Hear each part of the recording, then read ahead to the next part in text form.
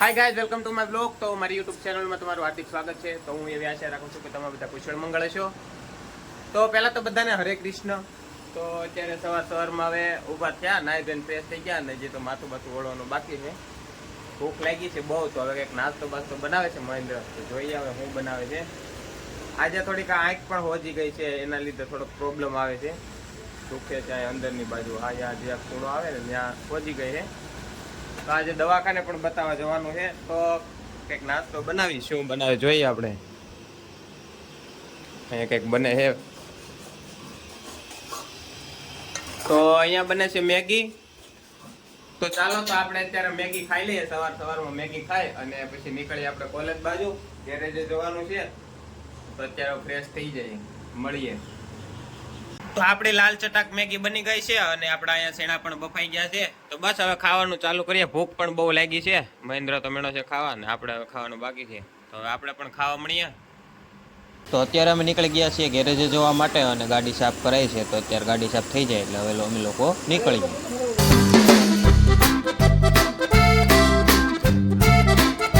એવામાં આવી ગયું ટ્રાફિક સિગ્નલ, અને તમને ખબર તો છે કે 150 સેકન્ડના ટ્રાફિક સિગ્નલ તો માંડ પસાર કરી અને પહોંચ્યા BRTSના સ્ટેશને. તો અત્યારે હું આવ્યો છું BRTSના સ્ટેશને. તો આ BRTSનું સ્ટેશન છે ને, એ હું રોજ જાવ્યા નથી. આજે છે ને, જે આ મગોબ ગામ પર્વત પાટિયા ખાડી વિસ્તાર જે આવેલો છે ને, કાંગારૂ સર્કલ પાસે, ત્યાંથી જવાનું છે. હું દર વખતે પેલી બાજુથી 13 નંબરમાં જાઉં બસમાં, પણ આજે કોલેજ વહેલા પહોંચવાનું છે અને અહીંયાથી થોડુંક નજીક પડે. થોડુંક ટ્રાફિક હોય કારણ કે મજૂર લોકો હોય એટલા માટે, પણ આજે વહેલા પહોંચવાનું છે. તો જઈએ. તો આવડા સ્ટેશને આપણે બસમાં બેહવાનું છે. તો જઈએ અને સ્ટેશને બસની વાટ જોઈએ. તો આવી ગયો છે આપણો દોસ્ત બ્રિજેશ હવે, અને તમે બસમાં ટ્રાફિક જોવો, ક્યાંય પગ મૂકવાની પણ જગ્યા નથી જોવા મળતી. તો બ્રિજેશ આગળ આવેલો જાય અને હું એની પાછળ આવેલો જાઉં.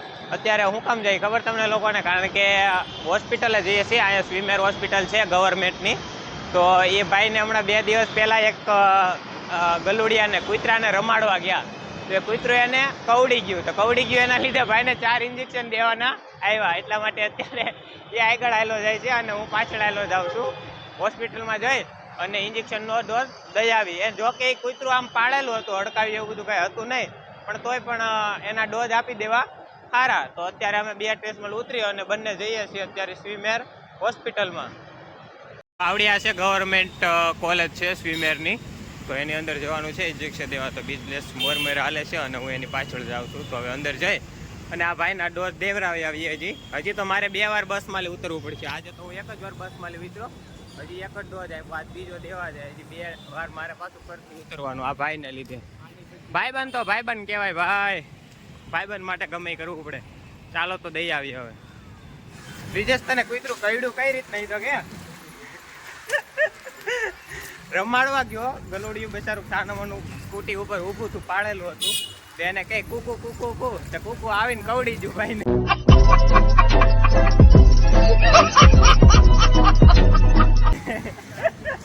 કાળા લકડો નો થયો હોત તો એને ભાઈને इसकी गारंटी मैं नहीं दे सकता.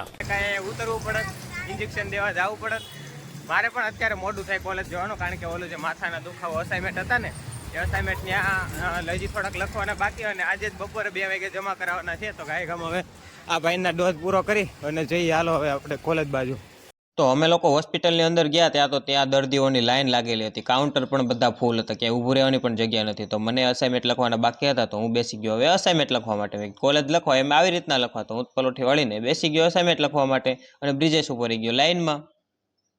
તો અત્યારે બ્રિજેશને મેડમે ઇન્જેક્શન આપી દીધું છે. કૂતરીનું આપ્યું, કૂતરાનું.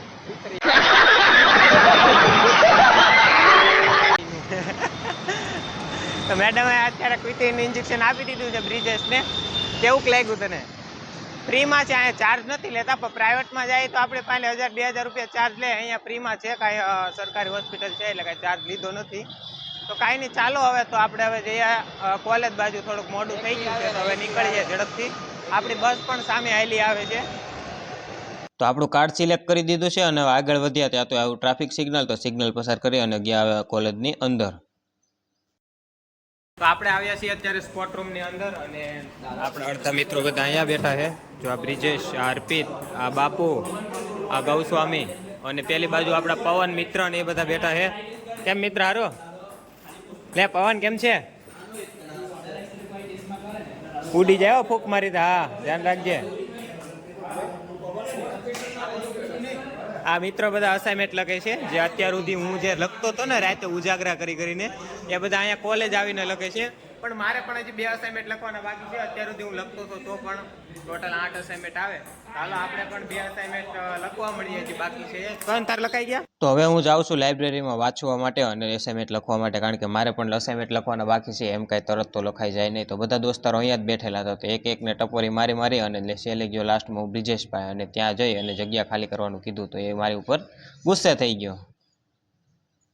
તો આપણે છે અત્યારે કેમિસ્ટ્રીનો પ્રેક્ટિકલ, તો જોઈએ પ્રેક્ટિકલ કરવા માટે જો આપણે જે પહેલા ઓલી પટ્ટીઓ લઈ લઈને સૂકવતા હતા ને, આજે એનો એ જ પ્રેક્ટિકલ છે. જો આ બધા એની જ પટ્ટીઓ લઈ લઈને બેઠા છે અહીંયા. જો આ પટ્ટી છે, એને સૂકવવાની છે. આ બધા લોકો પાસે એ જ પટ્ટી છે. જો આ તો 300 ચાલો મારે લેવા જવાનું બાકી છે, તો હું લઈ આવું એ પટ્ટી અને એને સૂકવી અને પ્રેક્ટિકલ પાછું પૂરો કરીએ. જો આવડા બધા પટ્ટીઓને સૂકવે છે, આવડા લોકો પંખે સૂકવે. આપણે કેમ સૂકવવાની ખબર? આ પુઠ્ઠા ઉપર રાખી દેવાની અને આવી રીતના સૂકવવાની. પવન ખાતો જવાનો અને પટ્ટી સૂકવતી જવાની.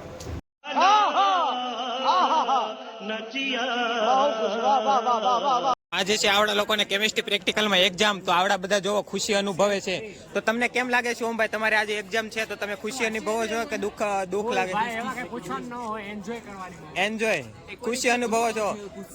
તો તમને યાર બધું આવડતું હોય છે યાર, તમે એટલે બધી ખુશી અનુભવ.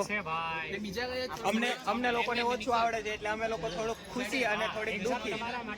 દયા ભાભીની જેમ ખબર નથી પડતી હસવું કે રોવું. પાસ થયા એટલે બહુ બસ બા યાર, એટલું તો અમને આવડી જાય યાર. એટલું હું ને 3 મેડિકલ બોલવાના છે અમારે એટલે પાસ થયા. 6 માં બસ તો 3 તો મળી જાય. કેમ લાગે તમને યાર? કાલે ભાઈ રજા રાખવાની છે ભાઈ. તું આવું કરમાં યાર, અમારે યાર અન્યાય કરમાં. તમે યાર હોશિયાર છો એટલે અમારી સાથે આવું કરશો તમે આવું ગલત છે ચિંતા. તો જોવો આ બધા ઉપર, આ બધી હસ્તીઓ ઉપર ખુશી અનુભવ છે અને આ બધી હસ્તીઓ ઉપર દુઃખી અનુભવ છે. કારણ કે આ બધા છે ને એ બેક બેન્ચર છે અને આ છે ને બધા ફર્સ્ટ બેન્ચર છે. साले तभी मेरा माफ करना, गुस्से में इधर उधर निकल जाता हूँ. એવું છે, કાંઈ નહીં. ચાલો તો હવે આપણે લોકોને પ્રેક્ટિકલ સ્ટાર્ટ થવાનું છે હમણાં. તો હવે આપણે લોકો જઈએ પ્રેક્ટિકલમાં. તો હવે અમારે પ્રેક્ટિકલ પૂરા થઈ ગયા છે અને હવે હું જાઉં છું BRTS બાજુ, કારણ કે અત્યારે અમારી એક્ઝામ હતી આજે. એટલે ઇન્ટરનલ કે એક્ઝટર્નલ એવી કાંઈ નથી, પણ આપણે કેમ સ્કૂલમાં ટેસ્ટ લેવામાં આવે એવી રીતના અમારે બધા પ્રેક્ટિકલ પૂરા થઈ ગયા હતા. તો સર કે આપણે એક ટેસ્ટ લઈ લે. તો એક્ઝામ હતી, તો એક્ઝામમાં અડધો પ્રેક્ટિકલ આવ્યો ને અડધો રહી ગયો બાકી, અને બધું મૂકીને વહી આવ્યા. તો અત્યારે બધા દોસ્તારો તો જે એને ત્યાં બાકી છે, મારે થઈ ગયો, હું નીકળી ગયો વહેલા. તો હવે જવાનું છે BRTS છે અને ત્યાંથી જઈએ ઘરે. હવે હું કૌશિક અને મારા અન્ય મિત્રો થોડા ઘણા જે વિદ્યા હતા એ બધા. તો અત્યારે અમે લોકો બેઠા છીએ સીતાનગર ચોકડી, કારણ કે આખો દિવસ તો બધા કામે જતા રહે. તો અત્યારે ભેગા થયા અને થોડાક ગપ્પા બપ્પા મારીએ, થોડાક ગપ્પા ચપ્પા મારી અને પાછા તો સુઈ જ જવાના. પાછા સવારે બધા કામે. આજે આપણો પિયુષ ભેડા અને આપણા આ કૌશિકભાઈ કલાકાર, તમે ઓળખતા રહેજો, જે દુઆ સંત શાયરી એવું બધું આપણને સંભળાવે. પણ હમણાંથી કોને ખબર, જ્યારથી મેં યુટ્યુબ ચેનલ ખોલીને ત્યારથી ભાઈ બહુ શરમાયું. આવશે એને હું કહું ને કે યુટ્યુબમાં તું એક શાયરી ગાય અને પબ્લિકને બતાવ્યું, તો એ ભાઈ છે ને ના પાડે કે નહીં આપણે કે ગાવી નથી. તો કાંઈ નહીં, એ ભાઈને ગાવી તો ગાય ને કાંઈ નહીં. એ ભાઈને બહુ શરમ આવે. પછી છોકરી જોવા જાય ત્યારે એ ભાઈનું શું થાય એ મને સમજાતું નથી.